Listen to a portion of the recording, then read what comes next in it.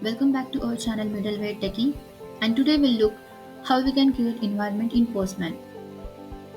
So, environments allows us to create set of variables tailored for different types of work. This means we can have separate configurations for development, testing, staging, and production. So, in the old way, what we were doing was for cloud integration, in authorization section, we were just pasting client ID and client secret in place of username and password. But this is not good practice as this username and password is visible to all. So when we want to store our sensitive information, what we can do is we can just create our environments or environment variables and place these variables in place of username and password. Let's just create one environment for our basic authorization. To create environment, go to this tab, Environment Quick Look. Now we need to create environment. So click on this add button.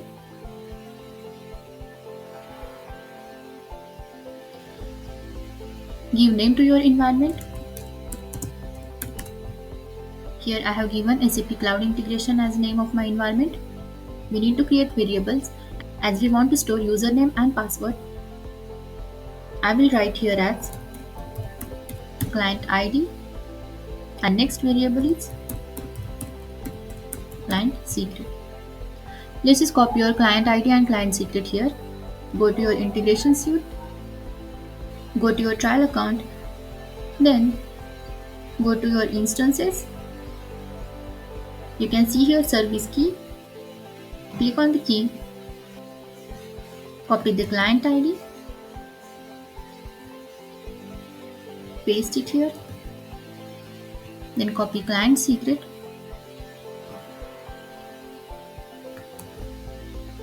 Paste it here. Save this environment. Now go to your request. So here what we have to do is we need to choose our environment from here. This SAP CI is our environment. Click on that.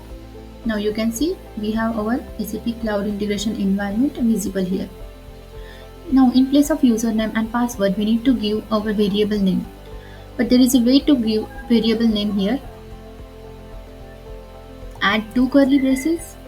You can see created variables are visible here. So just select it. Again two curly braces. Select client secret. We have successfully placed our environment variables here. Already deployed one integration flow from integration suite. Let's just trigger it from here.